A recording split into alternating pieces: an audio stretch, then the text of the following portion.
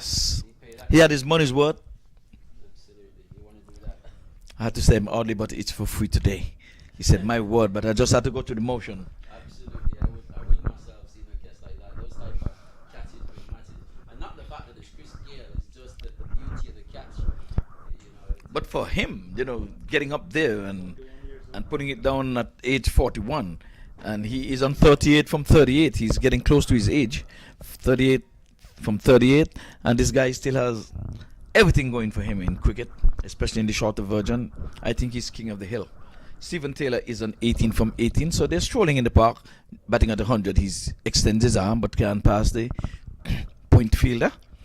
Stephen Taylor, he looks so clinical, he looks so superb. He makes it look effortless the way he plays the ball, right under his eye. The eye coordination is absolutely spot on.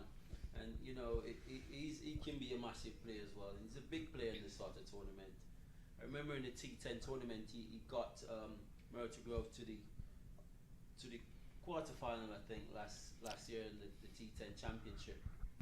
Well, he has expanded his wings into the CPL. He would have gone with the Barbados Tridents at one time, and Jamaica as well. And here he is. I think with Stephen Taylor, we all know he's talented enough. I just feel like we need to spend a little bit more time at the wicket, accumulate some more runs. And it's time for him to step up the play. I think he's a great player. You can't take that from him. But I just need to see a little bit more maturity in his innings. As I mentioned before, great player, great class, and you can't take class. You can't take class from a classy player like this. Yes, well, he's here now trying to overhaul 111. That's the Nelson that was put on the board. They need 112. And easy peasy so far with the two southpaw at the wicket. Both left-handers, this time down the leg side. Naughty. Well taken there by the wicket keeper. So, score goes into the extras column to add one. Lucky 69 for 2. So it's 43 to get from some 52 deliveries. So they don't even need a run a ball.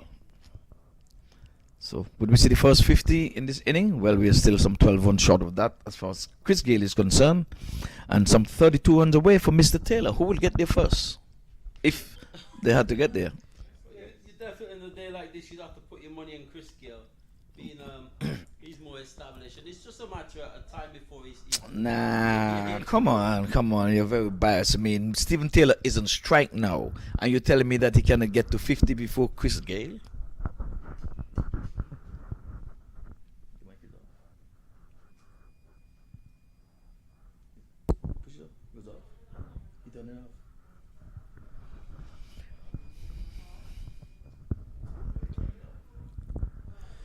Here comes Jesse Singh to bowl to Taylor, who drive out to extra cover for a single.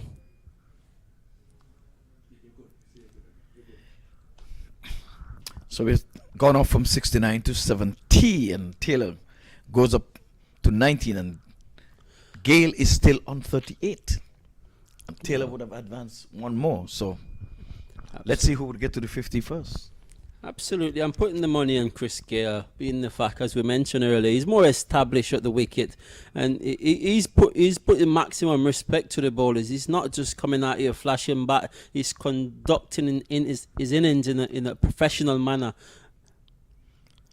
and that's a good sign to see from Chris Gale. He respects the game, and he's teaching the youngsters at home watching the tournament that you don't need to just come out and play big shots. You've seen that in the past game, and what Chris Gale has bring to the table in this innings is his experience and being able to rotate the strike, and later on in the innings, as we were saying, you got wickets in and you got 11 over, then you can explore a little bit later. Oh, well, Chris Gale would have told me that I'm trying to get a feel of this wicket. I'm not worried about the runs.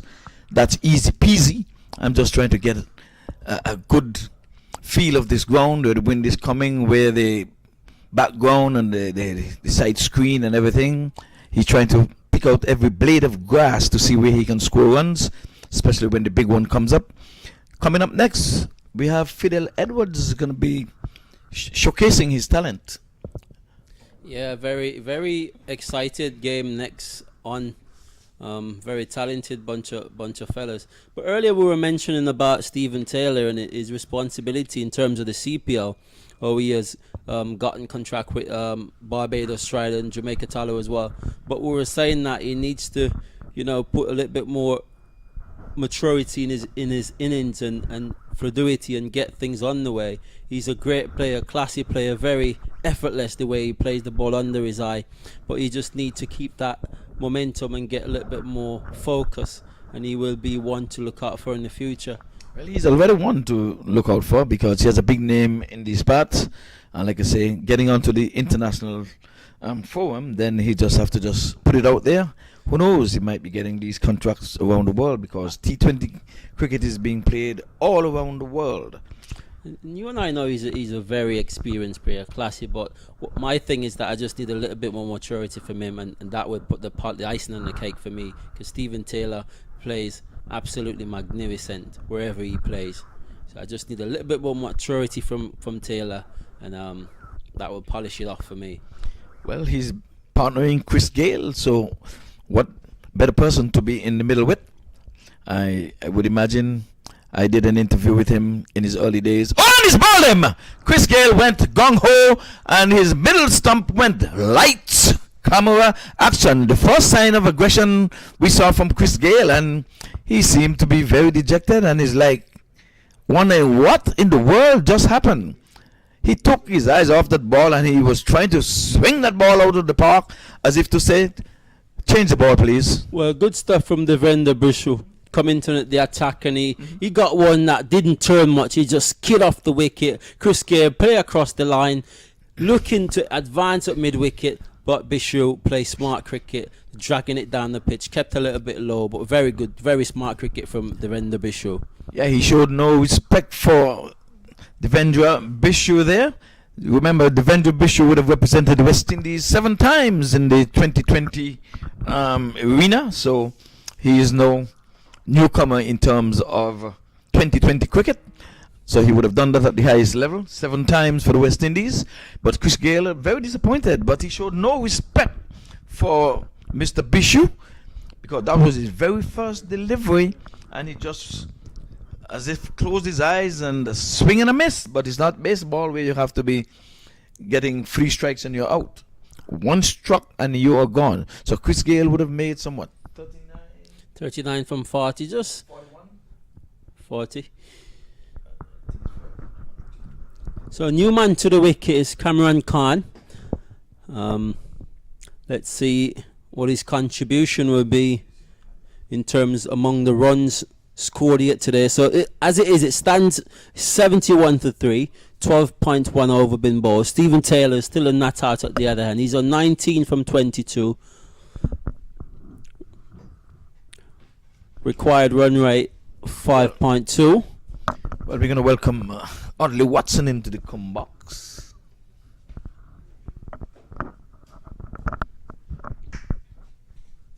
So welcome back, Audley.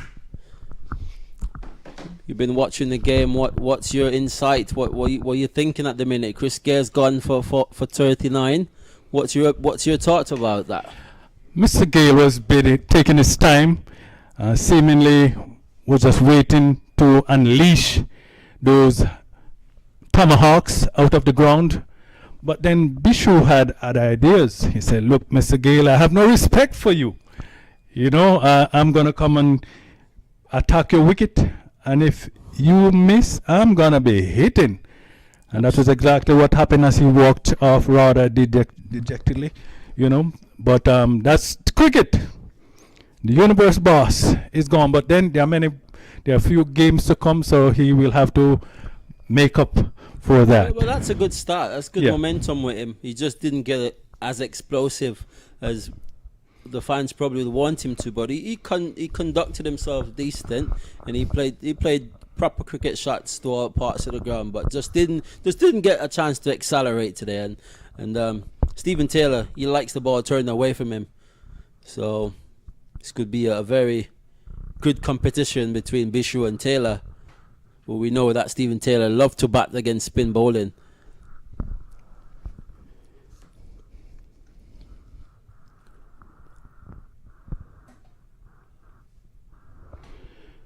So it's 72 for 3.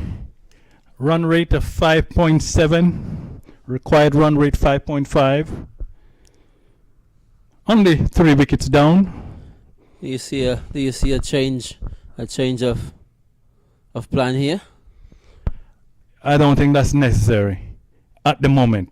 Another 2 or 3 quick wickets, then you would have released the fox into the coop of the chickens. Absolutely, but they still got lots of talented player left in the dugout to bat. I don't see them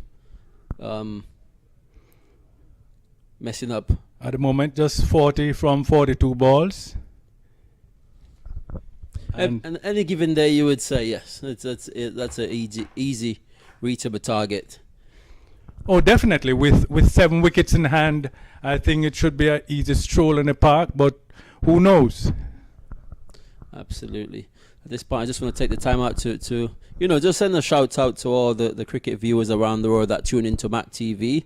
I know Mr. Mark Providence there from New York. He's always tuning into to the US Open. Unfortunately, he's not able to make it here. But I just want to say to Mark, keep doing the amazing job you've been doing in New York in terms of bringing cricket and highlight to youngsters and, playing a vital role in some of these youngsters' career in terms of giving them supply to go out there and play cricket. Also, Shah Faisal, he is a regular staple here, but he's not here today. He's in Atlanta.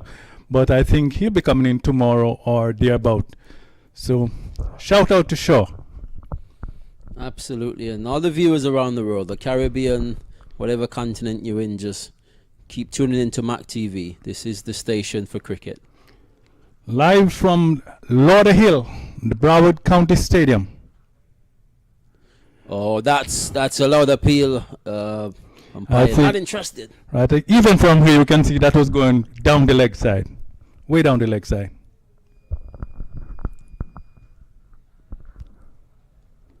Just a discussion among 2 senior players. That was Ned's first ball. Let's see what he's up to.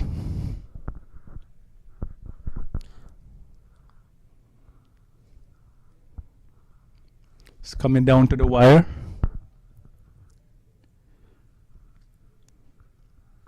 Batsman just trying to work this one on the inside, but can't really score.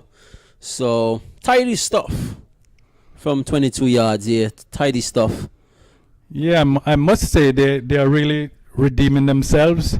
The problem was that in their turn at the bat, they did not really do themselves too many favors by only getting 111 runs. Yeah, they lost too many regular wickets at intervals. They could have built partnership and get momentum going. I think they had probably one partnership of 28 or 30 runs, and that's just not good enough. He cuts, and that's running down to backward point, and that's going to go into the boundary. 4 runs for Khan. Very good shot. Ball that was bit short, got on the back foot in a flash and smashed down to backward point for 4 runs. Very good shot. Good shot indeed, and that's what they're looking for right now. Why draw it out when you can look? The matches, the championship may come to down to net run rate. So if you can complete the match in 15 overs, why not do it? Sorry to interrupt, but I'm quite sure that the coaching staff will get that message out there to them and let them know that we need to get this going. And as you see there, Khan is trying to take the responsibility in his hand. And I think if someone needs to play the aggressive role, it needs to be Khan. Stephen Taylor just probably need to stay there and bat through the innings, because that's what you do in the top 4. You stay there and you stand up to responsibility and keep going. It's no rush about it. 5 runs and over, it's easy picking. But what we're trying to say is about net run rate. We want to get the game off, and Taylor cuts, can't beat the man at backward point. Yeah, that was a beautiful shot. Also beautifully fielded. Yeah, you don't want to give Stephen Taylor no form of hero outside the off stump, because he will go over extra cover, and that's one of his favourite shots. Play quietly back to the bowlers. So the bowlers are doing very well, I must say. Ned, just 5 overs from his 5 runs rather from his first over, so he's doing well. You reckon if they had gotten to 130, 140, you'd think the Atlanta Perm would have been in a lot more problem than it is? I think the strategy would have changed. They would not have. I don't think they would have opened so quietly, right? But you know, when you know that you're just not too much run, you have to chase. Still So you go out quietly, right? But there are times when that happens, and then you lose a rush of wickets, and then you end up in trouble. I'm not saying this is the situation. Absolutely, but it's been good cricket all around today, we must say. Apart from we haven't got to any pass score over 160, 170. The first game got to 135. This game 110. So you think the wicket has anything to do with the low scoring thus far? Or we should just wait a few more day and a half to see what the momentum of the wicket's been playing and see how that turns out to go. On the inspection this morning, I've declared that it was a bit soft, and so it could be the ball could be holding back, not coming on to the batters as fast as they would have liked it. So in doing that, you find you may mistime the ball and such like. But on the other hand, the bowlers are using it pretty effectively. Absolutely, and it has shown to be in that the spinners have been most effective in this wicket. And Bishu, with all the experience, yes, of course, getting the big boss, getting the boss, universe boss. That's going to boost anyone confident. Oh, yes. Yeah, first ball that he bowled. And Bishu is playing with all the experience he's got. He's doing a phenomenal job.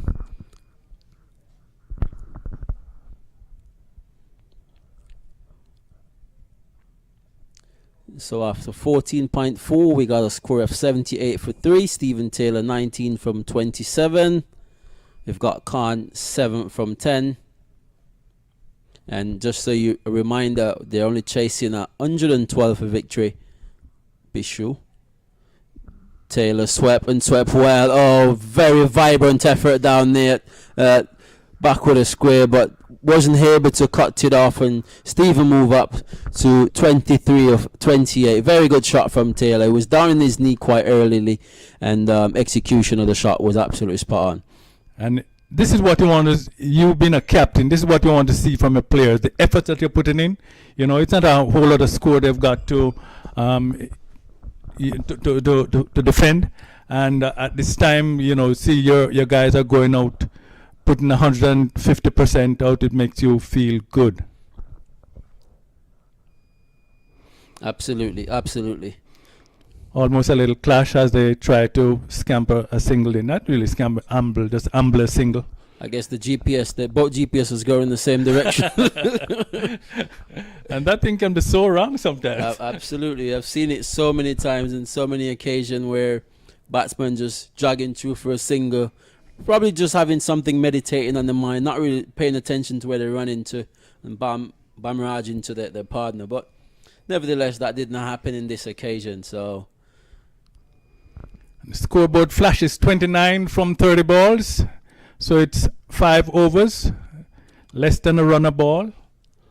And they should be able to canter home, barring some drastic change, 2, 3, 4 wickets.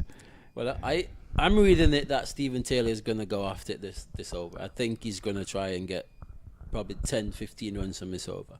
I sense it coming. Okay, let's see. He can sense it. It's coming. Yeah. Trying to move the field around to make sure that they cut off every possibility of a boundary. We have a lot of boundary riders here. So very good shot from Taylor. He's thinking about 2, but not on. A decent return back to the wicket keeper. Stay in your crease. This is one of the slang that we use in the COVID-19. We use the cricket in terms when they have no cricket show. We say stay in your crease. And that means to stay home. Stay home. Absolutely. Plays rather defensively.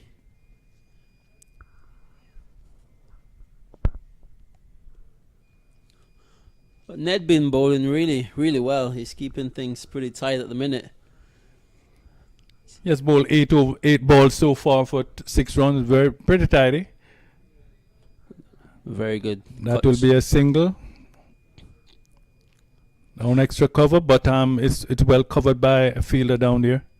And the thing about him, he's not giving the batsman any sort of here with the ball. He's keeping it very flat and a little bit skiddy off the wicket.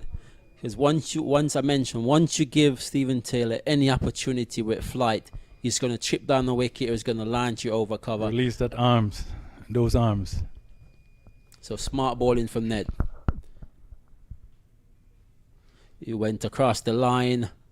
This could be run out, direct hit. Would have been gone, but Stephen Taylor made it home safe. Yes, exciting cricket going on here at the Broward County Stadium. MAQ T10 US Open. And it goes to show you that cricket is played on the pitch. You know what I mean? They're not struggling, but they're in a little spot, not a spot off batter, but just a little spot. 86 for 3. The likes of Chris Gate. And he's bowling. Could we say it's a spot of batter now? He's bowled. As we were talking earlier, before the conversation we had before the game, this game begins, about on paper which team should be the favorite and who's the best. I think that the wicket is standing. I thought it was broken. No, but it's not. But he went back to cut that ball through the offside, and the lights went like crazy. That ball ricocheted into the wicket. Umpire's doing his repairs, and of course, there's going to be a new batsman. Another 2 quick wicket would put the Atlanta Worms under a lot of pressure. So Khan, it is Khan who's out. Yes, Damian Banks is coming to join Stephen Taylor to put this thing away, to put this game away. Yeah, they call him the runs machine in Jamaica. Let's see. We know what he's capable of doing. We know he's a clinical hitter of the ball. So let's see if he's not going to waste any time. He's going to go about business as usual, or he's going to play an anchor. I don't see him playing anchor role, but you never know. It's Stephen Taylor at the wicket. Just need to bat around him and play his natural game. Well, he hasn't got much time to bat around. The overs are running out. I know not a great amount of runs, but just got to go. He'll be facing the bowler, as a matter of fact.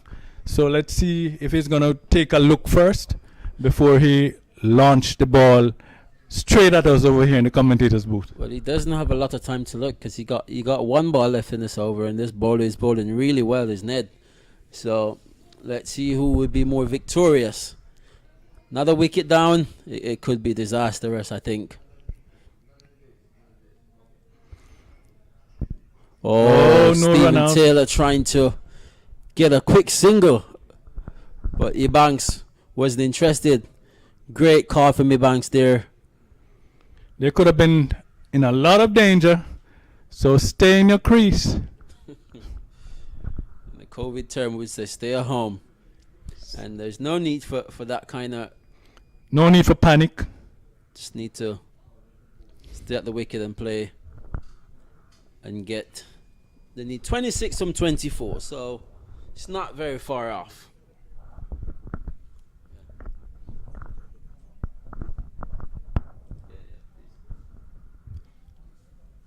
So Atlanta Paramveers, they are in pursuit of 112.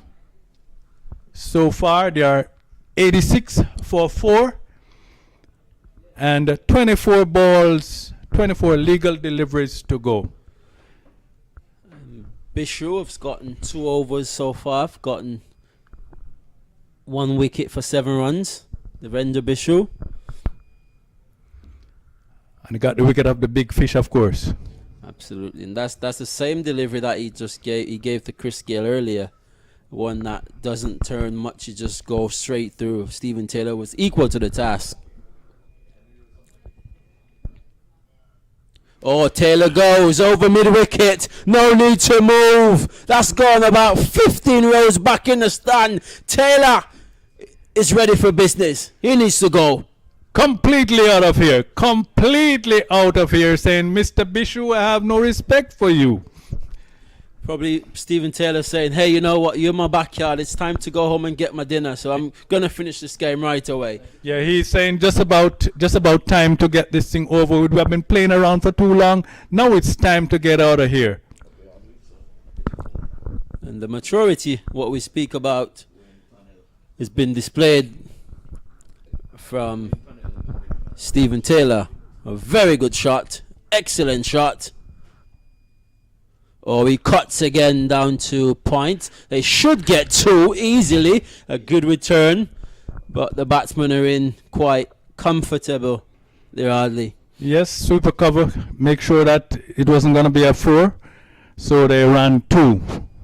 So it's 8 runs.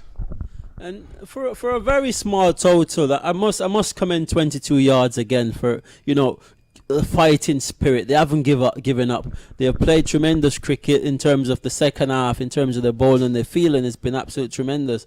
And you know, it's good to see in the tournament a fighting spirit. To see, indeed, you can have a small score and it turned out to be a competitive one. Oh, Taylor goes again. This one might run away. Oh, that's a magnificent stop. Beautiful effort from the man down there.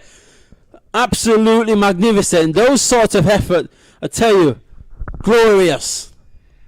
I think that fielder envisioned that there was some water there. He dove like it was jumping in a river and cut that ball off. Beautiful feeling. Beautiful. Absolutely great stuff. Great passion, great vibes, great energy. Love it here in Central Borough Regional Park. Cricket at its best. US Open T20, the 12th edition. 22 yards versus Atlanta Perms. Taylor goes again. This time's a little bit finer. It's running away. They should come back for 2. Decide not against it. Very good call from Taylor and Ebanks. Very good communication out there. Yes, no reason for them to run themselves out right now. It's never a good time to run your partner out or yourself. But they're just taking it easy. They already had about what, 9 was it 9 runs from the over or 10? Actually, they've got 11 from it. So 11. Very good effort. Yes, and Stephen Taylor still has an opportunity to get to 50 if Ebanks plays his cards right. They probably need to display that to the batsman. You know, you need 13 runs, we need 15. What can you do for me? You're going to go off it. This is the time for Taylor to go at it, I think, if he's going to get to the 50, because Ebanks is only 1 hit away from stopping that. So I think he needs to take full advantage of it. Yes, he's on 37 from 37. It would be great to see Taylor get his first 50 of the tournament. And that would be the first 50 of the tournament. For the 2022 and for the 12th edition. Seems to be going to be bringing on pace from the pavilion end. And he has aborted his run. Asad Ali, I guess he was just warming up. He was just trying to get that rhythm, get that momentum in.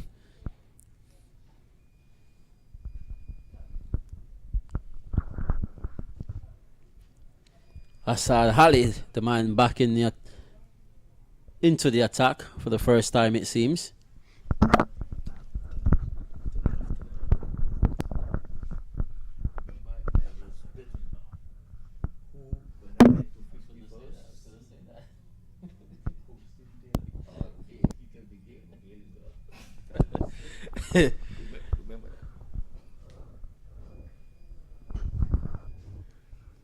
Oh, so a no ball signal. Time for a free hit. Yeah, and back to the equation when Ivory was here in the commentary box. He did say if he was to bet and who's going to get to the 50 first is going to be Stephen Taylor, and I think he's absolutely right. He has a glorious chance of getting to that 50 first. So Gale is gone for 39 from 41. So he still can win the bet. And you have the odds are still could end up as none. Slow ball. Very good delivery coming back from a free hit. And you could bowl 10 of those. Why can't you put that effort in for the next 5?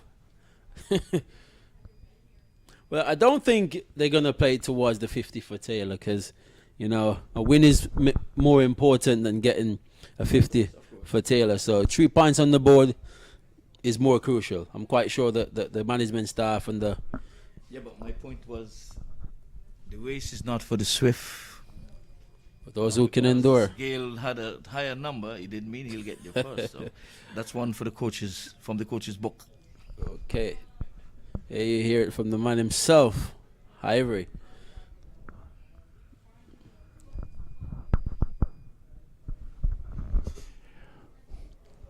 Well, the captain is making sure the bowlers that they fielded all spread out. Oh, beautiful delivery. A little bit of hinward movement off the seam. So there's still some life in the pitch. Still some life in the pitch. It's only day 1. Yes, it's just for you to get the ball in the right areas. And if you looked at the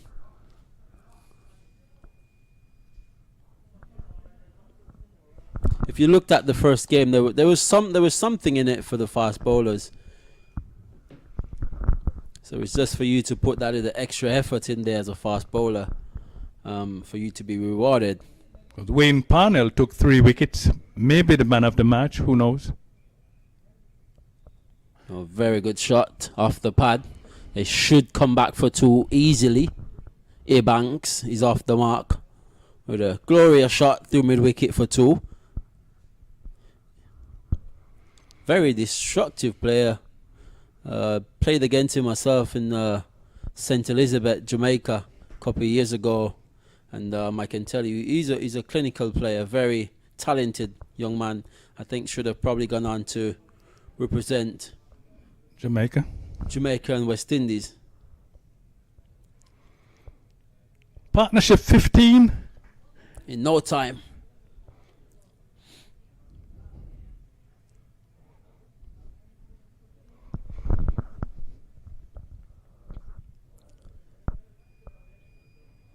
What will Ali do this time? Oh, what a ball! That almost reminds me of one of those 2 breakers from Lasip Malinga. He has some very deadly Yorkers, as he demonstrated in this over. He's bowled 2 of them, one to Stephen Taylor and one to Ebanks. Really good stuff. So if you're just joining us, 22 yards made 112. And the Atlanta Ferns, they're chasing... Sorry, I beg your pardon. 111. Atlanta Fern, they're chasing 112 for victory. And they are somewhat 11 runs away from 14 deliveries. It's Taylor and 38, Ebanks and 2. Ebanks goes and a ball that... They're thinking about the second, but nope. They would be in real trouble. They would be struggling.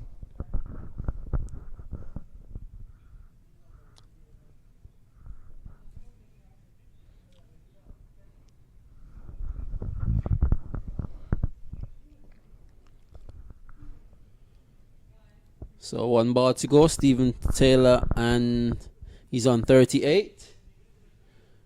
Really tried to get a single, or really tried to go over the top for a maximum. And the lights are on at the Central Bar Regional Park. Taylor drive, beautiful shot, effortless.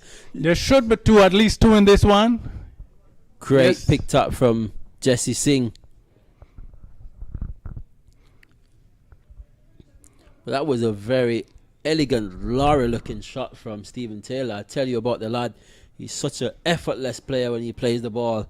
classy, fantastic stuff from Taylor. That takes him on to 40 from 40 delivery. And especially, I can tell you, when a left-hander plays that ball, it's even prettier. More elegant, More, yeah. Absolutely.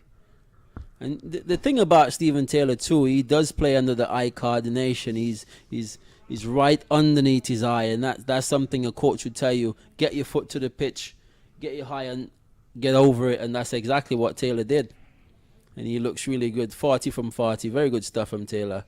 And they're hedging closer to victory. With 8 runs to get from 12 delivery. Yes, it's just happened to be much closer than we originally thought it would be. I figured there would be home and a canter. The Param team, the Atlanta Param, I think they would be home and a canter, but it was not to be. There has been a good competition, bat on ball. So Ebanks on strike.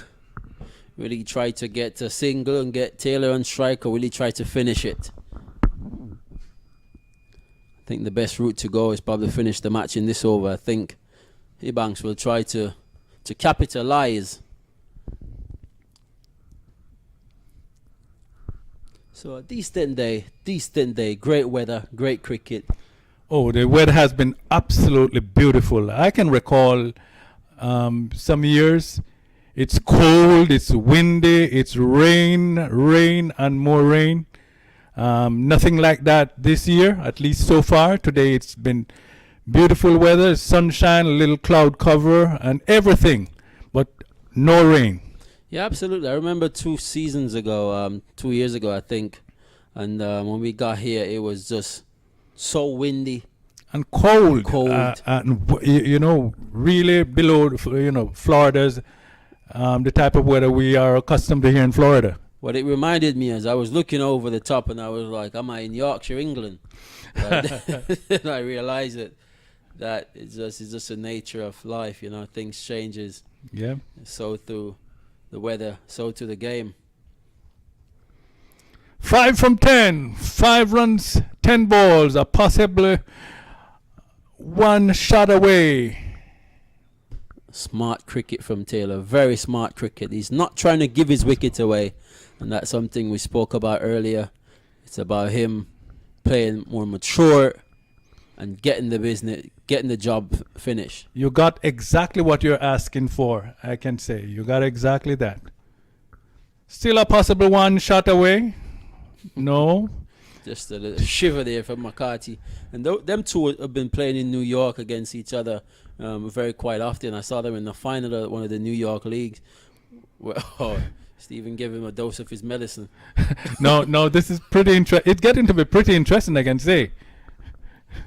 Two highly competitor against each other. They've known each other pretty well. Oh, Taylor punches down the wicket.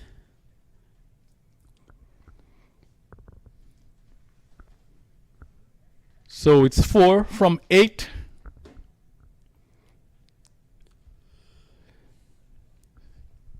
Ebanks on strike. Must say congratulations to 22 yards for putting in such a good fight. Bowlers are sticking to their jobs. The fielders have been magnificent. It's 1 hit away, but it's not over until it's over. So it's 4 from 6. It's a game of cricket. You and I have seen it so many times. It should be a easy, comprehensive win for the Atlanta Ferns, but in this day and situation, you never know what's going to happen when it comes on to T20 cricket. You see, Lasith Malinga has done it in so many occasions for Sri Lanka in terms of bowling a last over, getting Yorkers in. Mm-hmm. You just never know. And you got... and it took a Marlon Samuel to take him out of his plan. Absolutely, in the final. Yeah. Marlon Samuel. We speak of Samuel. He's a very class actor as well, a very good player. But I think he retired. He has retired from international cricket. He has now taken up the mic as a DJ. Absolutely. And I think most of these players back in the days when I was a kid growing up, I'd see in the early 90s, I'd see people retiring at 40, 42, something like that. But now I'm seeing people retiring at 31, 32. I'm like, okay. Back then, there was no T20 leagues around the world. There was no T20 cricket period. So there was nothing to fall back to when they retire.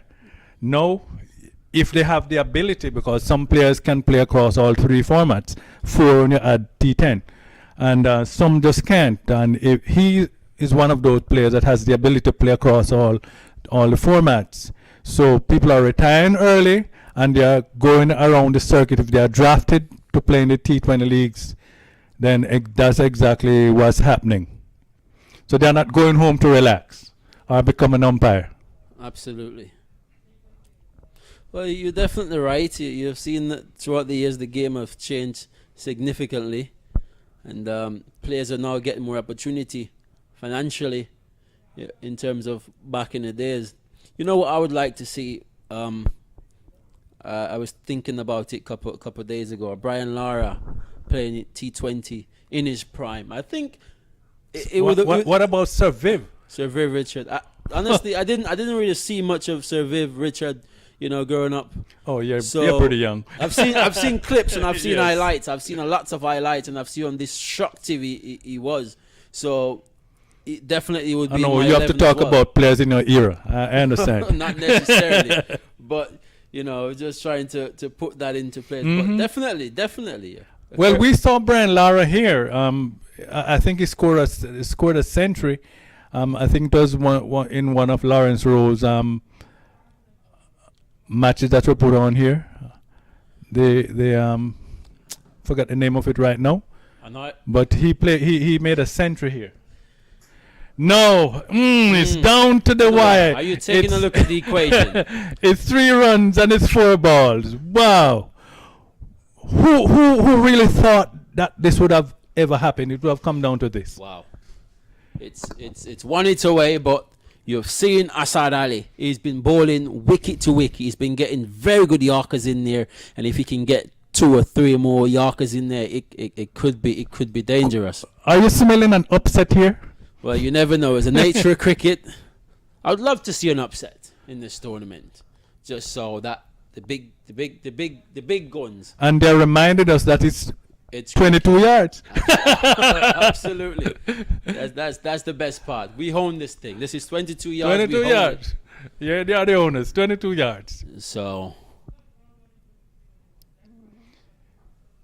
That one down to fine leg.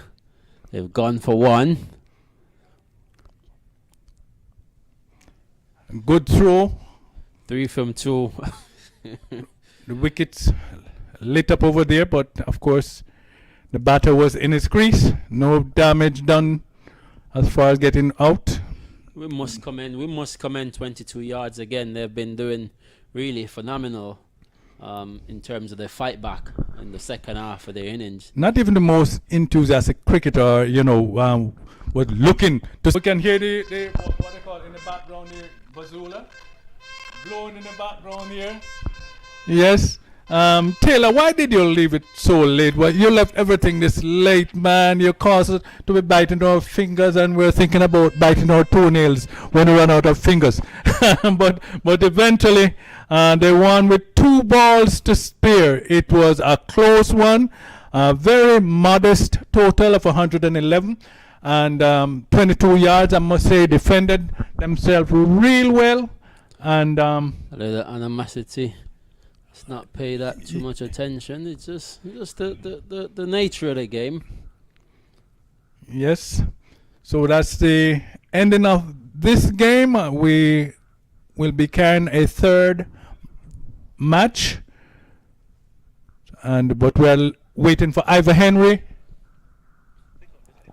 Okay, well, we'll take it up down here while we wait and gather the presentation party as the cricketers them meeting and greeting here. Right there. So match number 2 is in the bank. Yes, it is. Yes, so Stephen Taylor would have brought it home there with a 46 not out. We saw the universe boss. He batted earlier and he went for some 39 from 41. Eddie. He went for 39 from 41. So we're going to be having the man of the match just now coming up.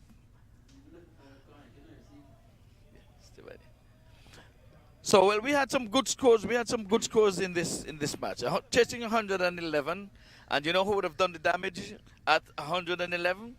One Mr. Wayne Purnell. But we had some good contributors. With Chris Gale making some 39 from 41. We had Stephen Taylor bringing it home with 46 not out from some 44 deliveries, and then it became a little Caesar toss-up. But then the adjudicators would have said none other but Mr. Purnell should be getting the man of the match, and he's here to receive his trophy. So Wayne, second time up, thank you very much. Thank you, Adol. Second time up, and you would have done it with all of your experience. First of all, congratulations on the win. Yeah, thank you.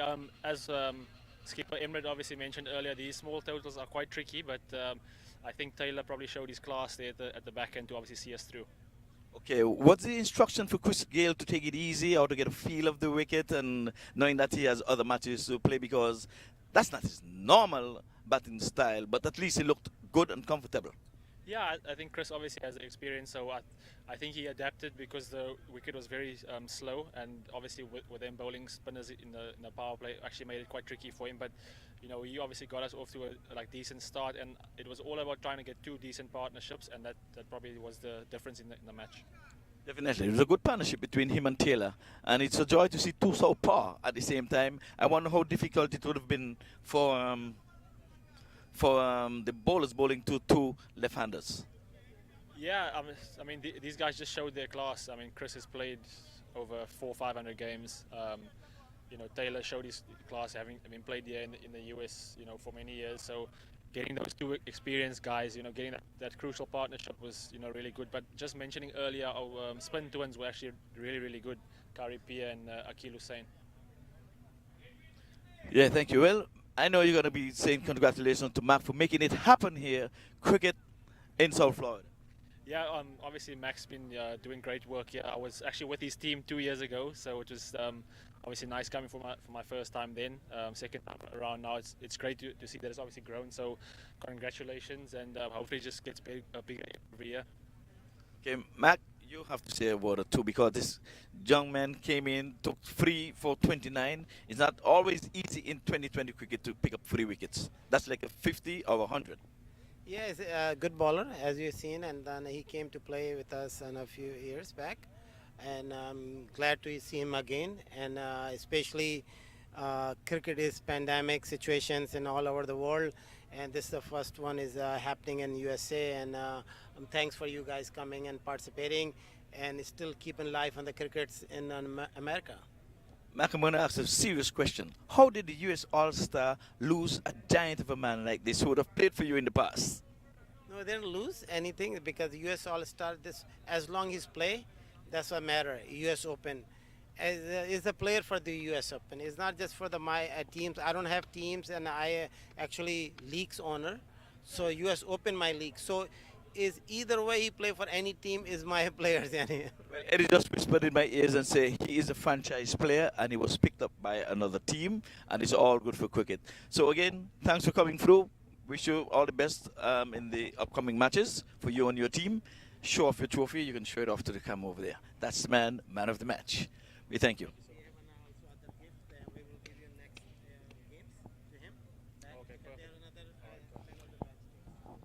Okay. Well, that's it from the presentation party, and we await the third match. As you can see, the players here for the third team, and for the third match, I beg your pardon, and that match I don't have my my sheet, but the team that is playing next, do you know who the team is? Some Army and the Cavaliers. They're coming up next match. So while they're doing preparation at the field over there, we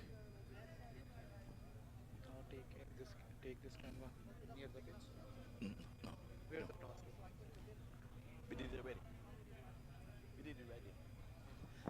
So sorry about that. We were thinking about the toss, but the toss already been spun and ready to go. So we're good to go. Well, folks, we're on the lights here now in the Broward County Stadium. We started this morning promptly at 10. First ball was bowled off about 10:05. And 2 matches done and dusted. The third one should have started already, but let us hope that we get it in before we have to vacate this park somewhere around between 8 and 8:30. So one more match, and we will be calling it a night for first day on of this MAQ 12. It's the US Open 12, I beg your pardon. So with that, we're going to take it back upstairs and take it to master control.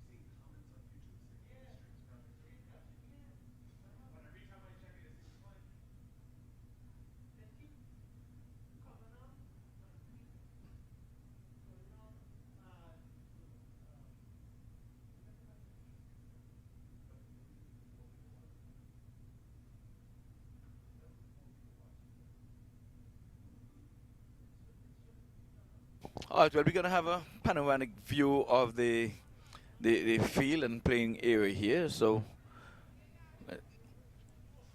as the umpires are making their way out to the middle, we'll pick that up shortly in view. So there they go, third match. And again, we're saying we are on the lights here. It's a gorgeous park, but we're inside the Broward. This is the main stadium. And again, both umpires, they would have conducted the first match this morning.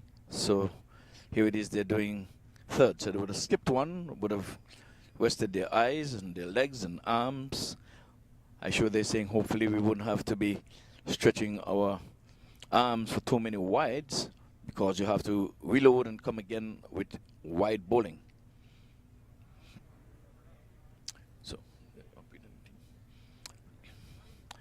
So we have the teams here just doing their last minute warm-up, and they're having maybe a word of encouragement from Mark Qureshi, right there, the CEO of Cricket Council USA.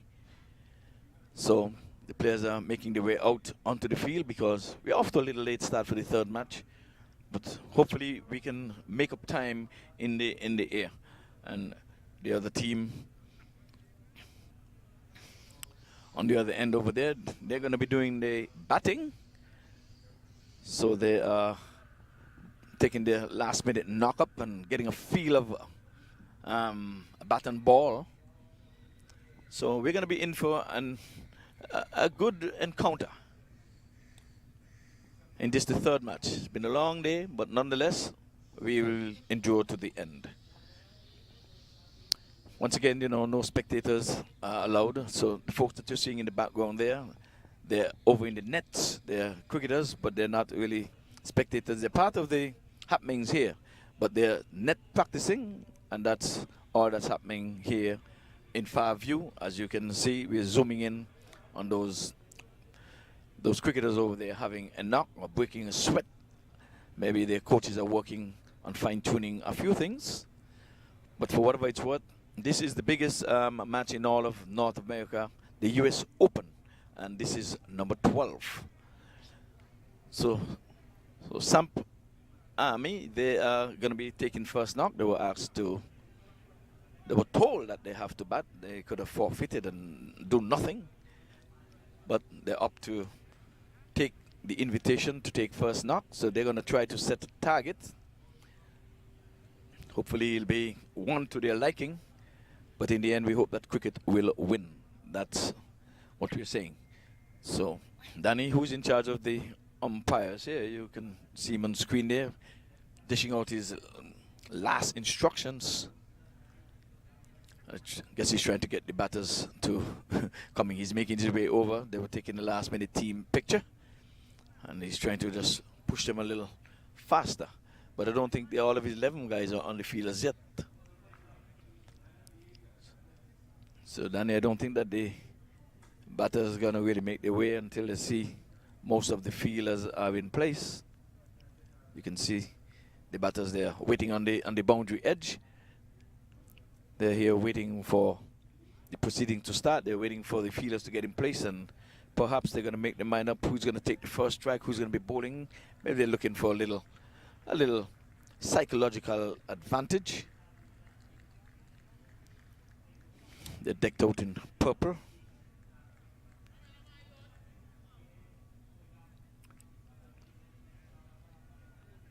And that's the team that Fidel Edwards is playing for, I would think.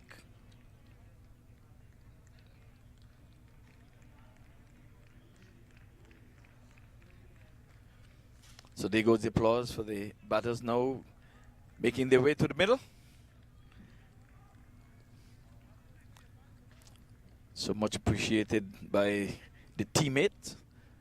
As I said time and time again, no spectators allowed, so the ripple of applause that you would have heard is coming from the teammates. It may have sounded loud, but trust me, it's just a handful of folks here. Well, with that, I'm going to take it upstairs for the ball-by-ball commentary via TV. And again, you can view it on MAQ TV.com. For those who are viewing at this time, we urge you to spread the word and send out whatever signal to let them know that cricket is being played, even on the lights here at the Boward Central Regional Park at the County Stadium. So we're going to say that's it from Ground Zero. I'm going to head on back up to the com box. I thank you.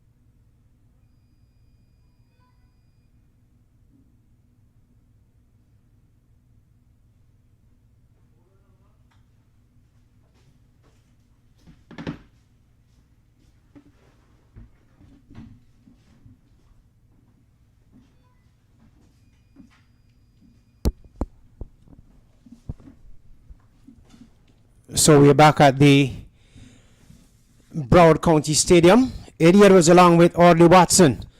Audley, you might want to give the listeners a little taste as to both teams that are playing now.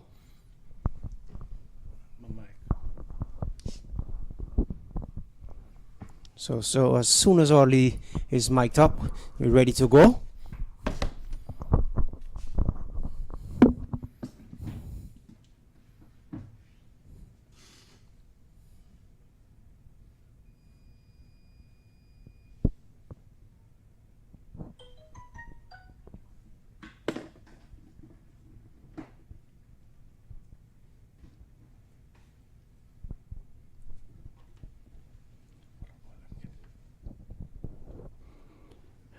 Thank you, Eddie. Just about ready. So it's going to be Somerset Cavaliers.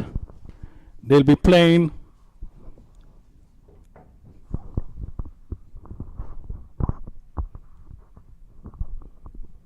The 22 yards Sultans. I'm trying to pull that up.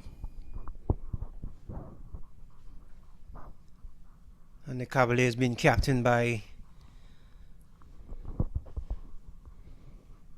Naviz Jar.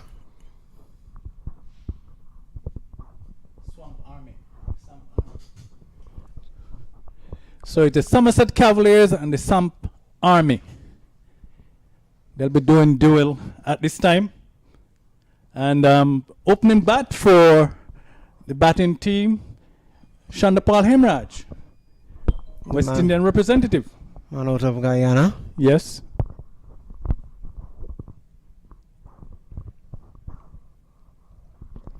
So here's Kasir Reddy and Tariq.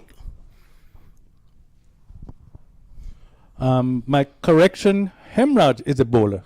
Shandapal Hemraj, he's the opening bowler.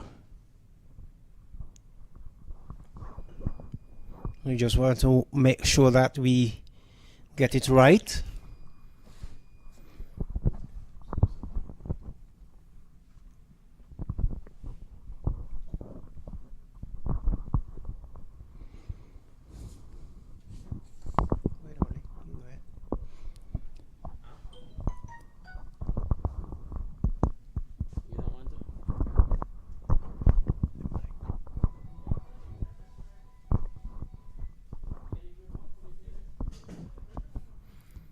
So we're just having a little bit of technical difficulty here.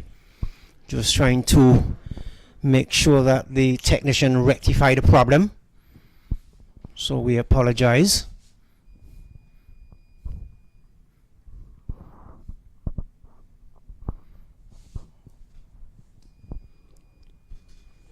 Okay, we're back. Nope. So I think White is telling me that I'm on air. So Somerset Cavaliers and Samp Army are the two teams playing out in the middle right now. And it's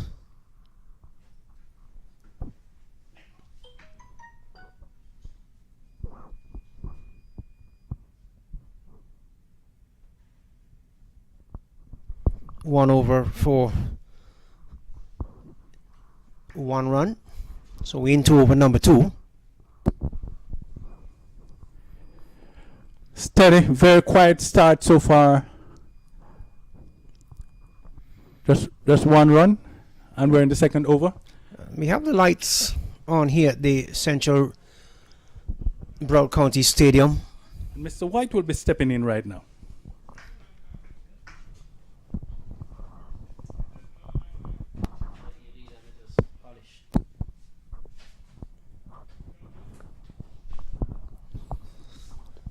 So Kasir Reddy is on 1. He has faced some 5 deliveries, and Tariq is on 4. He's on North. He has faced some 4 delivery. Najib Shah is the man. Najib Shah rather is the man operating from the southern end, and you would have seen much of Shah over the years, Mr. White. Yes, very, very economical bowler. As you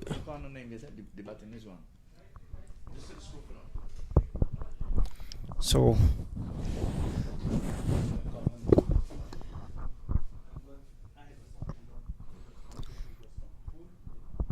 pulled down to mid wicket, they're looking for 2. Should come back quite comfortable in the end. Yeah, but we know Shah has been very economical throughout the US Open throughout the years, and as he displayed in his first over, bowling some very good inners towards the left-hander. He's a very, what you say, clinical in terms of his bowling ability. He gets the job done very efficiently and in a timely manner for the skipper. So that's the reason why he keeps coming back to play US Open, because one of the most economical bowler throughout the years in the US Open tournament. So as a captain, you want to lead by example and lead from the front. You see the ball moving in the air, a lot of inward movements to the right-hander, and for some reason the batsman is still able to dig them out, but great stuff from the man, Shah himself. And that was played out towards the mid-wicket region. So we've lost sunshine here, and we're now playing on the lights at the Broward County Stadium. So for those of you who are listening in Trinidad and Tobago, Barbados, Guyana, St. Lucia, St. Kitts, Nevis, Antigua. And I don't think that I would be remiss if I leave out Jamaica. I know I would hear it from Mr. White all day long or all week long. Yeah. You know, that it's a very, very great thing, you know, the islands and the different islands, how they we combine as unit, as one, and get together and say the West Indies, you know, very diverse set of people, very friendly, Caribbean party atmosphere. They call it the Cavalier Calypso cricket type of people. What part of Jamaica you from, though? From the eastern side, it's called the parish of Portland, one of the most beautiful parishes in Jamaica, very green forestry. And when you talk about rivers, that's the river capital of Jamaica. Lots of rivers for you to go enjoy yourself. I kind of figured you would have said something like that. I was hoping for that. That one is played over cover, and will it run away to the boundary? It has enough legs. No, it just pull back maybe about 1.5 inches away from the boundary. So good looking shot. Takes the score now to some 5 without loss. And they're operating with spin from the other end. Shandapal Imraj, another player who plays his trade in New York, Guyana-based player as well, but very talented fella. He opened the batting with Kemar Lewis, who is wicket keeping today, it seems. Another destructive opening batsman who I was really, really disappointed didn't get selected in this year's CPL tournament. And I thought the way the pitches played, I think his style of batting would have suited the Jamaica Talawa this here in the CPL. He would have brought, I think, his experience at top of the innings, because that's what the Jamaica Talawas team was missing, the explosiveness at the top. There was no Chris Gale, Russell was injured, and I think they missed out big time not bringing Kenar Lewis into the CPL. And not very long ago, he would have represented the Jamaica Talawas here in Southland and in the CPL as well. Saw him here on a number of occasions. Yeah, and he got a very crucial, I think, partnership with Russell. I think the year before he got some 60 odd, and he's bowling. Shandapal Imrad strikes, and a wicket's down. Very good delivery there. That was a nasty delivery, cutting back into the batsman. He should look into back away to give himself room to perhaps punch it out towards the point gully area, and in the end lost his wicket. So the first wicket has fallen. It is 6 for 1. Hemorrhage has strike big for his team. Yeah, very good stuff. He started out very tidy. As both bowlers has been really tidy, if you ask me. But you know, Somerset Cavalier, they're a big team, a very big team in this tournament. Last year they won it convincingly with Shandapal and Kenar Lewis in the final. Both got half centuries to brought them to the title in the final. So this is not a joke team. This is a very strong team. And if you ask me, on papers we have seen so many different teams, so many big names, but this team could be in for a second look in a row in the trophy this year. I'm pretty much sure that they enter the competition with lots of high expectation, want to repeat as champions of the MAQ T20 tournament. Of course, this is a 12th year, and certainly every year seems to be getting better and better. And this year, I believe, because of the pandemic situation, probably turn out to be the best year of the T20 tournament. Absolutely. Normally we have a lot more teams, because even my team didn't get a chance to enter this year because of the limited restriction in terms of the COVID restriction. And so I think this year it's been bigger, it's been better. The caliber of the player that has came into the league this year, in terms of the Chris Gale and the Russell, is supposed to be here as well. So you know, it's great to see it's growing, and that's a positive outlook. It shows a lot that Mr. Matt Qureshi is doing a fantastic job, and we have to give him credit for that, for bringing the US Open despite the pandemic. I know it was tremendously a lot of effort to get this tournament underway. And certainly with the hard work of Vinod Manchin down there in Trinidad and Tobago, would be remiss if I don't say a pleasant good evening to you, young man. I know that you're glued to your television set. You know, he's not missing much of the action. You know, he's very great in terms of communication. He gets communication underway, and that's very, very vital in anything you do. Communication is one of the biggest factor, and I think he has led from the front. He has set example, and you know, I think very, very good leadership he's been displaying as well. And he's also a well-respected journalist and commentator of the Twin Island Republic of Trinidad and Tobago. So the new batsman is Ian Shah. He's on 2. And Kunal Seagal is on 3. So far the partnership has gone at some 2 runs. Shandapal Hemraj has bowled, some 2 overs? And he has gotten some 1 wicket. So he's going to be Navid Shah, who's going to continue from the southern end or the commentary box end, whichever you prefer. And we honor the floodlights here at the Broward County Stadium. And we did mention earlier about this Cavalier team. When you have the likes of Sean Finley on the bench, who left-hander who has gone on to represent West Indies and play for Jamaica on many occasions, when you have a caliber of that player on the bench, it shows the class and the sort of players that the Somerset Cavalier have brought to this tournament. You sure Finley is not injured, Mr. White? Because I can't imagine a team without Sean Finley if he's fit. No, absolutely. I just have a few words with him. Shout to him a few minutes ago, and I spoke to him. I said, "What number you're batting?" And he seems to be playing the 12-man role. He playing left back, as a good buddy of mine would say. Playing left back. He's playing a 12-man position. I'm not quite sure if that's Navin Stewart. I'm seeing that long off. It looks like Navin Stewart, the man out of Trinidad and Tobago. Yes, it is indeed Navin Stewart. And that he's one of the big assets here as well. This man has won so many titles over the last couple of years. Not just the last couple of years, but throughout the years. But he's been a really, really big asset to the Somerset Cavalier team. His bowling and his batting as well. He has won a lot of championship in New York for his team, and I saw him as well in the Trinidad in the T10 league. He was victorious. I think he probably got 8 to 9 title this season. Championship. Reminds me very much of the young man out of Barbados, Jonathan Carter, who plays a lot of cricket and plays extremely well. Trinidad and Tobago has been represented extremely well here at the MAQ T20 tournament this year. Seeing Kerry Pear, seeing Red Emirate, just to name a few.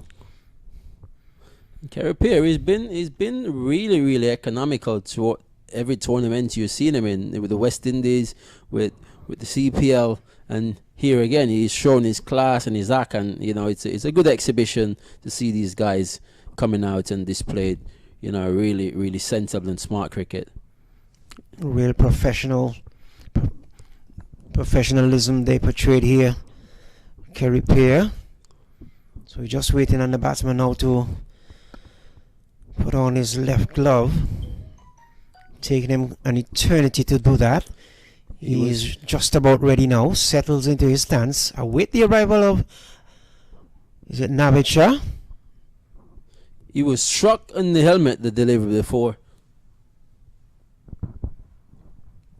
So one of course don't know why he was struck in the helmet, because missing a delivery that made some height, and we're looking to put it down towards the back of the square position. So that's a good looking shot. That's 4 runs. So it takes the tally now up to 12. Ayansha is on 2. Seagull is on 7. And Seagull is the sort of player, he doesn't like to sit around too much. He likes to play attacking cricket.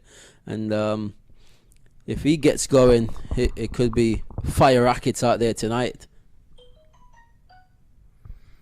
beaten outside the line of the off stump. Looking to open the face of the bat to guide it down towards the slip corner and didn't make contact.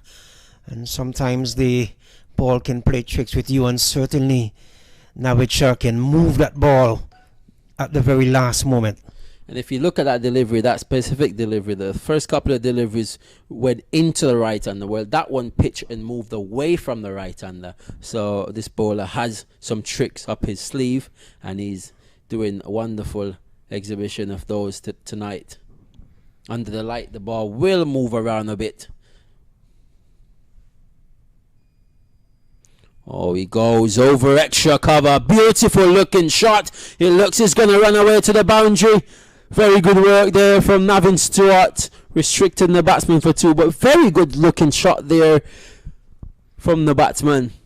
Played that with lots of authority and lots of aggression over extra cover. One would have thought for a second that it was running away. It would have gone to the boundary, but it did not. Navin Stewart run extremely well and put it just about quarter of an inch away from the boundary. So good running from Navin Stewart.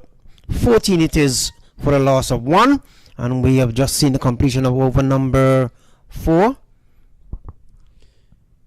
Yeah, run rate very below par at the minute, but you got a really good bowling from both the end. You got Shah and you've gotten Chandapal Imraj. So he's continuing. And I noticed online we've got quite a few of the New York academic cricketers watching the game. I just want to give a big shout out to Ricky Kisoon and his troop watching the game. Mark Providence, New York, and wherever you are around the world, keep tuning into MAQ TV, the station for cricket. That's the word coming from the man, Mr. White himself, and I concur in everything that he has just uttered. So 15 it is for the loss of 1 wicket. Somerset Cavaliers looking to repeat here as champions. So give me a little about your cricketing career. Well, he played history. Played a lot of cricket back in Antigua back in the day, originally from Antigua, but living in the good old US of A quite a while now. Played for the Leeward Islands here in South Florida. Played for Antigua national team here in Antigua, but those are pretty much the defunct team. Ivor Henry used to be my captain when I played for Leeward Islands. We're going to come back to you there with another wicket down. Imraj again, who strikes a ball pitched outside the off stump, a little bit a turn into the left-hander who played all around the ball. Another wicket down. Chandapal Imraj looking really good at the minute. 15 for the last of 2 wickets. So we'll have to see who the batsman is that coming back to the pavilion. Coming back to the pavilion, very dejected though, holding his head down. Needs to be playing that sort of shot so early in the innings, as I mentioned earlier about the ability to rotate the strike, get 1s and 2. Things not going your way, you get 1s and 2, and it only take 2-3 overs for you to get back up into par with the score. So it's a big problem throughout the region in terms of players being able to rotate strike. Back in the last 2 decent batsmen I've seen for the West Indies were able to maneuver spin a little bit was probably Ramna Risawan and Shivnarine Chandapal and Brian Lara himself.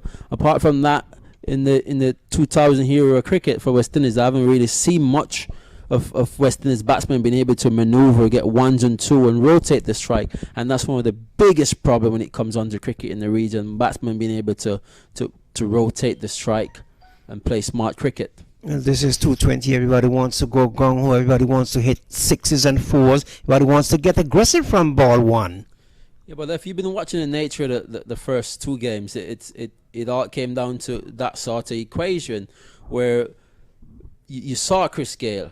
He got a run the ball 39 from 41. He didn't get a chance to accelerate the way he wanted to, but it shows maturity. You look at Stephen Taylor the way he went about in innings. He constructed himself, he built a foundation, and then he executed at the end, and that's what you want to see. Oh, that's a very good looking shot, down the ground. It won't go all the way. It should come back for 2, with a very good shot there.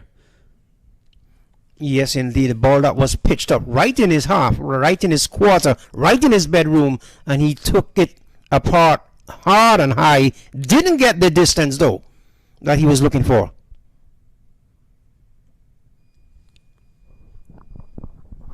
So, takes the total to 18 for the loss of 2. Seagal is on 11. Sanjay Stanley is on 1 from 1 delivery.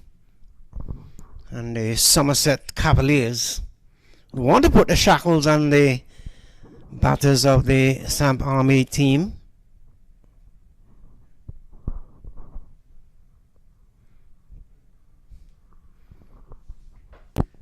So 18 for 2. Lights have gone off or dimmed a bit just to my left where my scores are. So a little bit of words coming in from the captain Najaf Shah to his bowler. Look who we have, the man himself, Fidel Edwards. Fidel Edwards, of course, applying his trade now in England, I think. Yeah, absolutely. He's been getting quite a few wickets over there in the English county cricket tournament, and he's been bowling. Yeah, he hasn't got the pace as he did a couple of years ago, but he's still accurate. Whoa, very good delivery. Saw him there in the CPL, bowling very well, very accurate, very nippish type of bowler. Has slowed down a bit. Of course, it would be expected. That comes with age, but it shows that it comes with a lot more maturity as well. If you look at his development prior to this, 6, 7, 8 years ago, he has developed a lot more in terms of his thinking and his ability to bowl good deliveries, and not leeward and awkward like he used to be back in the days for West Indies. He's got more control, he's got more rhythm, and that's very good to see, and he's growing up in age. That's really good. Well, let's see what happens between him and Sanjay Stanley. It's going to be Fidel who's going to continue from the southern end or the commentary box end, whichever you prefer to call it.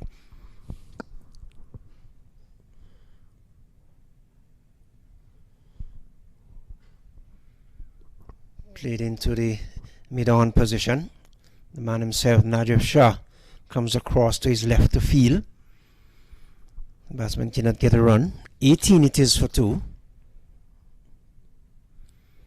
As we approach his over number 6. So they're going at 3.4 runs and over, which is way below par at the minute.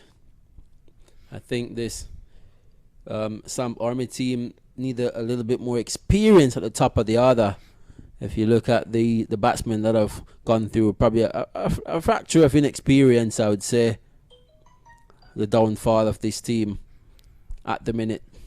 Well, during the coin toss down there, Ivor Henry was talking to the captain of the Samp Army team, and he was telling Ivor that most of the players on his team, they don't really have any big name players, so to speak, but most of the players are 19 or under 19. Somewhere thereabout. So it shows just a little bit of inexperience, I might say. Well, that has a lot to say as well with the coaching staff. They're giving the younger players a chance to grow for the future tournament, US Open, and you know that's lots of confidence in the coaching staff to bring a very young team per se into the US Open, giving them exposure to these sorts of highly competitive cricket.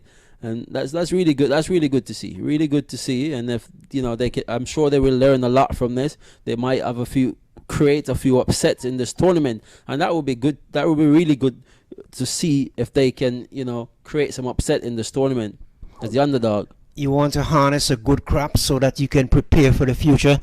And the youngsters out there, they are pretty much the future. They're on the 19s and the 18s. And I'm gonna piggy on that topic there in terms of on the 19 cricket coming out of the region. Have you seen a lot of those players who represented the West Indies on the 19 level playing in the CPL or in the regional tournaments, such as for Leeward or Windward or Jamaica or Guyana? You see 1 and 2. Not very much. That's a no ball signal by the umpire. Umpire Jermaine Lindu, the man out of Jamaica. Yeah, very, very experienced umpire, Mr. Lindo. He has been at the US Open for a number of years. So it's always good to see him back here in South Florida. And whenever he shows up, he always brings good quality to the tournament. That's one. Is swing the way down towards backward square, going towards the boundary, goes into the boundary board just about now, and that's a good looking shot. A delivery from Fidel Edwards. He sank it, and the batsman pivoted onto the back foot and pulled it backward a square for 4. Well, a very good shot from the batsman. He got in line the ball, and that's the key factor. And he knew it was a no ball, so any outcome, he couldn't have been out. So very good advantage of the no ball from the batsman. Very good shot from Seagull. So let's see if Fidel Edwards. Sanjay, sorry. Let's see if Fidel Edwards will make any adjustment to the field or to his bowling. Length and line has been preached all day long. And that's really one of the only hard deliveries that he has bowled. Everything has been really decent outside the off stump with a decent line. But I guess he was trying to something different, knowing it was a no ball. Trying perhaps to intimidate the young man.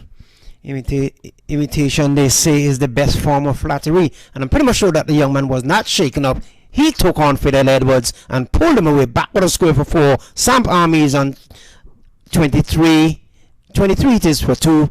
Seagull is on 11. Stanley is on 5. That's the latest score here from the Broward County Stadium. Yeah, very steady going.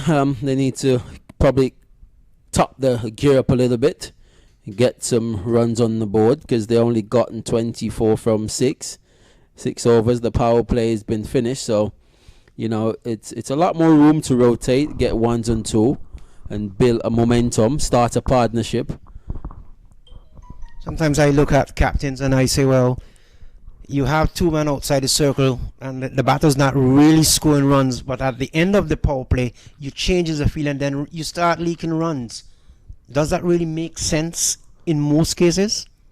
Well, I guess that's a very good point you just made there, but I guess in some occasion, captains are in a situation like this. I wouldn't make a lot of changes in terms, because the batsman going to get the gaps, get 1s and 2.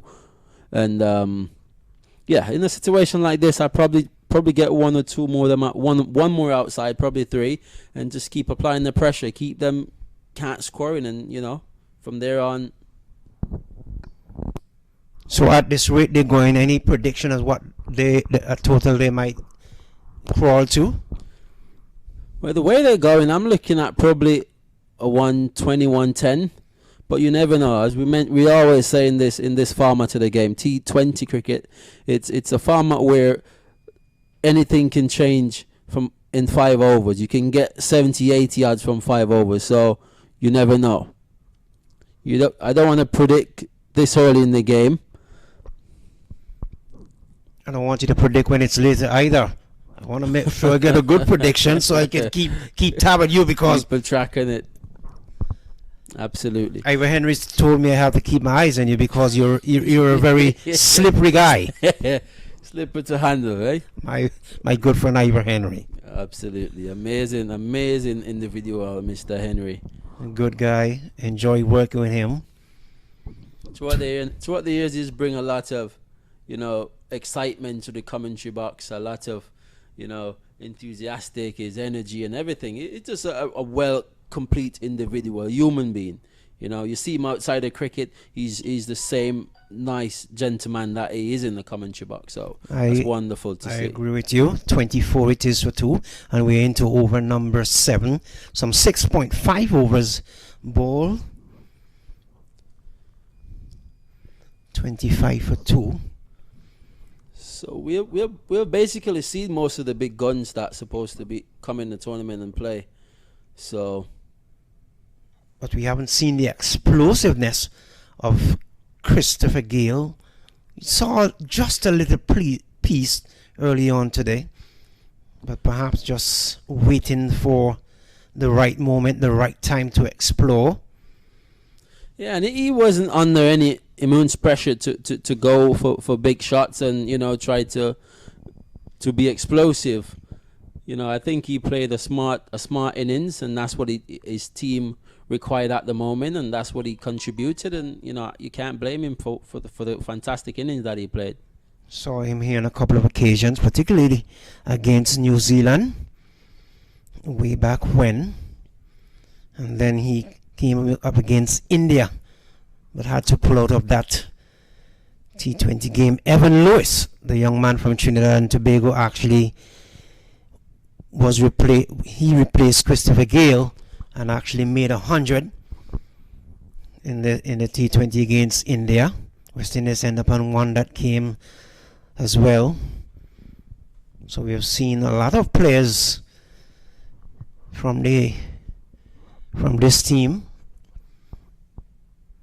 Another mention, of course, is Fabian Allen.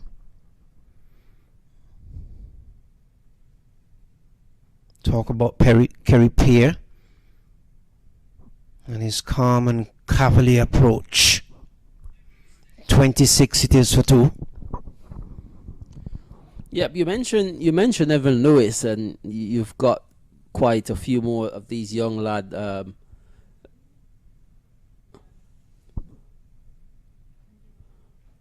Oh, that's a very good shot. And that's going to run away for 4 runs. Very good shot from Seagal. A ball that was full outside the off stump. He punches it over the bowler head. Long off had no chance. It was a little bit too straight. Navin Stewart coming in from long on, trying to cut it off, but it was just too much pace in the ball. So very good shot.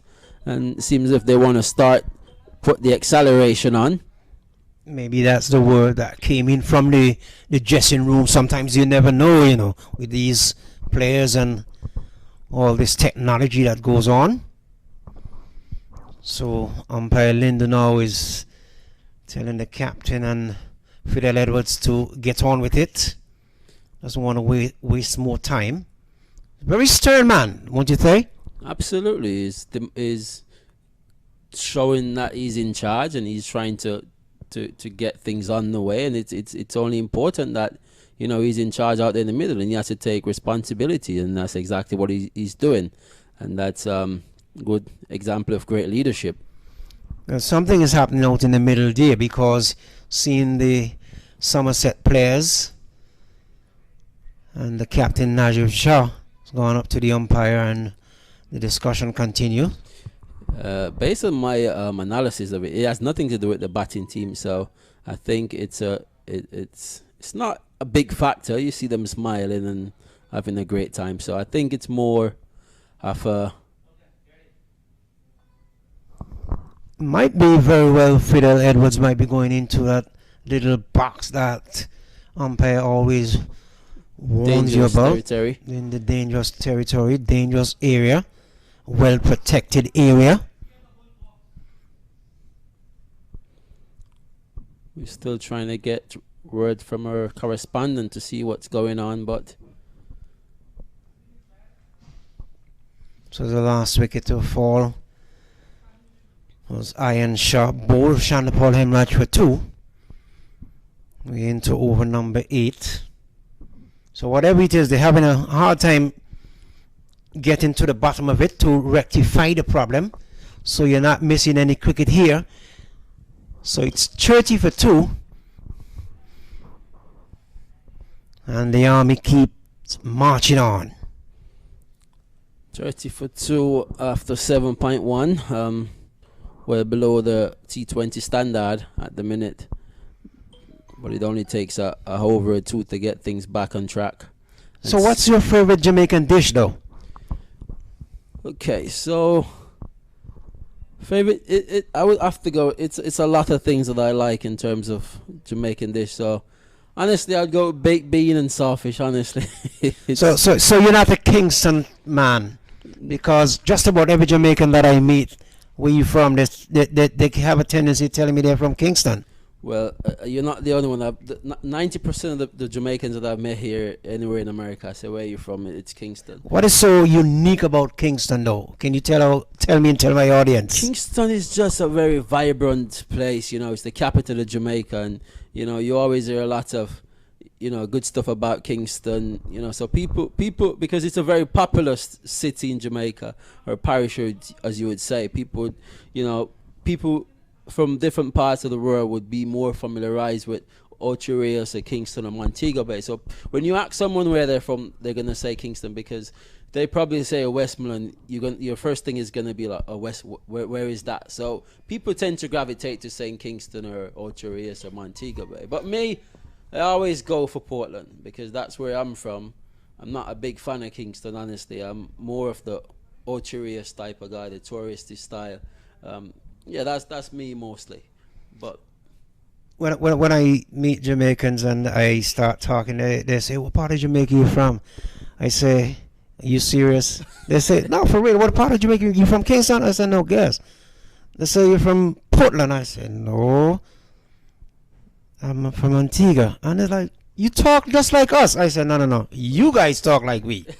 but there's a big Jamaican population in Antigua. Oh, most definitely, and Guyanese too. Absolutely. And it's just very good to see people living in unity and good spirit and diversity around the world. And that's the way we love it, and we want it to continue to be that way. Absolutely.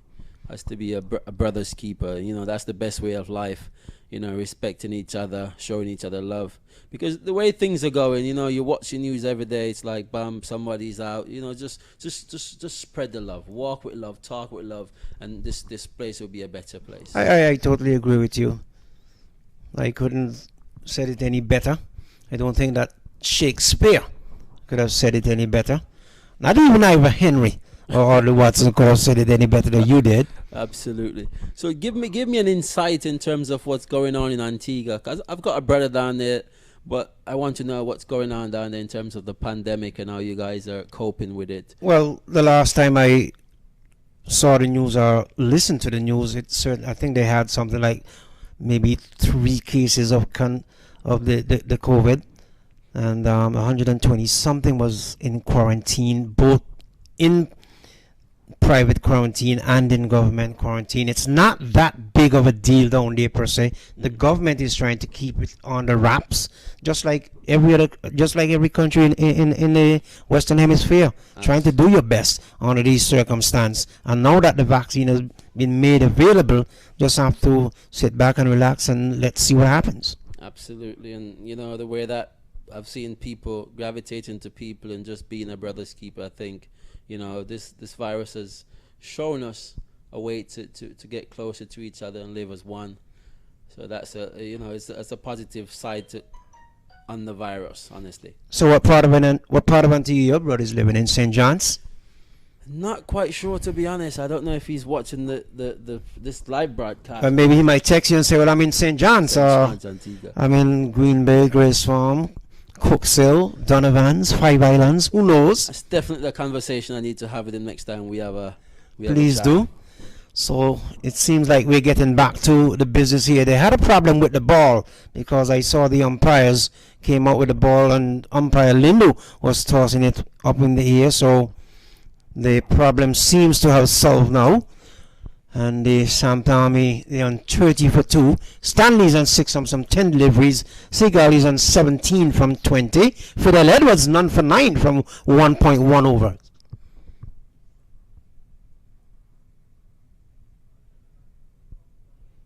That was a slow delivery, flicked away down towards the long leg region. Coming across, and the return comes in. Not a very good one, though. The wicket keeper, Canal Lewis, made a meal of that. But if he had taken it cleanly, I don't think that the batter would have in any danger at all going back to the non-striker's end. Yeah, and you could see Canal Lewis just signaling to the fielder that the light is a big factor, say, if he could get it on the bounce. And it's a white ball in the light. It's very difficult under the light circumstances to catch a ball. But you know, it's our profession, and that's what we do. So we need to do whatever it takes to get the ball in the gloves. Indeed, it is. Oh, that's a very good shot. That's going, and gone. 6 runs. Massive hit. Edwards' shot, and he's been hammered away. Backward a square for 6. Very good shot. Very good shot from Siegel. This is the second time in the over. He has sink it to the man, and he just pivot on the backward and pulled it away. And that's the problem we have with fast bowlers, or any bowler of the sort. You bowling so effectively when you get the ball to pitch up. You know, you get movements away, and you're going to bang it in short. And each time you shot, you're going to be punished. You need to play better cricket than that, Fidel Edwards. We spoke about your maturity, and you know you have grown throughout the years, but that's just not smart cricket. Don't fix it if it is not broken.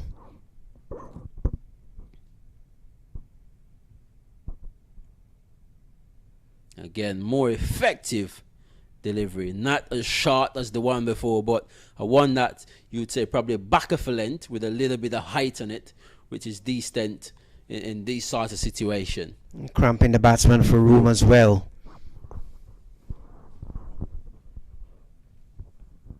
.38 for 2. Fidel Edwards none for 17. 1.4 overs.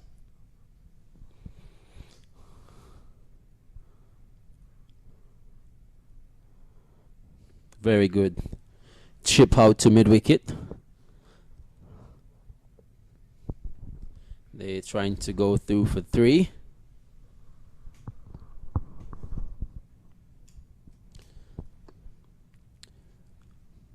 But this over has gone for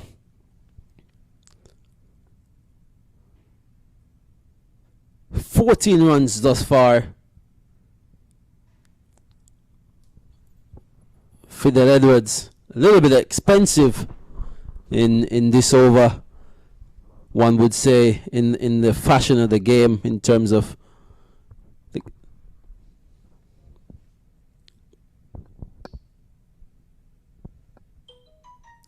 another short delivery. Can't score. Fidel Edwards seems to be carrying a toe injury. He has changed his shoes, I think, about 3 times, so this time he's down. Not quite sure what the situation is, but hopefully he'll be okay. No, you can't afford to lose a player like Fidel Edwards, not at this stage, not in this competition. It's extremely early in the competition, and for you to even think about losing Fidel Edwards, certainly you wouldn't want to even entertain that thought. But seemed like he's going off the field. He's limping real bad. Now he's going down, and it seems like not a good sight. Najar Shah having a word with him, giving a little pat on the back, and perhaps saying all the best, Fiddy. Well, let's hope it's not as bad as it looks. He looks to be in a lot of pain, so let's hope it's something that he can get some treatment and can come back on the field and carry on. And the good thing about it, he's going off the field on his own power, so that is good.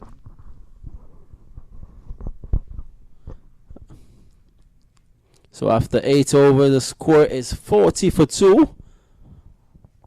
With Seagal on 27 from 25. He's been the most outstanding batsman so far in the Spam Army team. So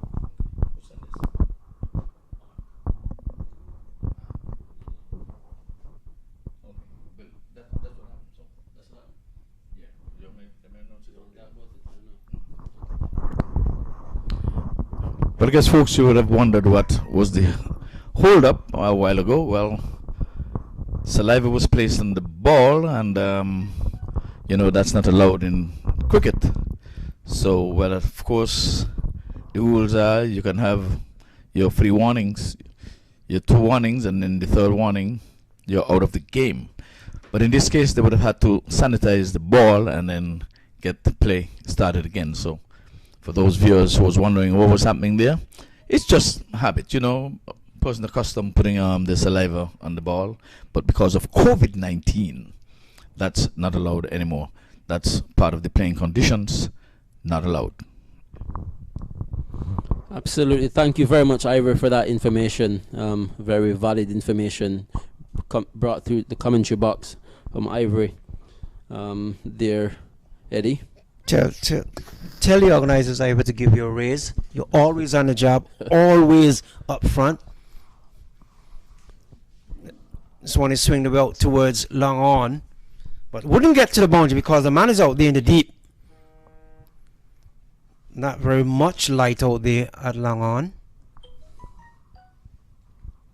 Takes the total now to some 42 for the loss of 2 wickets. And we're into the 9th over. So one more over to go before Mr. Ivor Henry and or Watson comes a begging or comes a calling. Do you know what the players are having for lunch for dinner, Ivor Henry? Chicken and relish, food and rice. No steak. Chicken and relish, food and rice. That's a great combination. It sounds good to me. Food and rice, chicken and relish. Have Audley Watson in the background cracking up. So 43 it is to 2, 9 overs completed. At the end of it,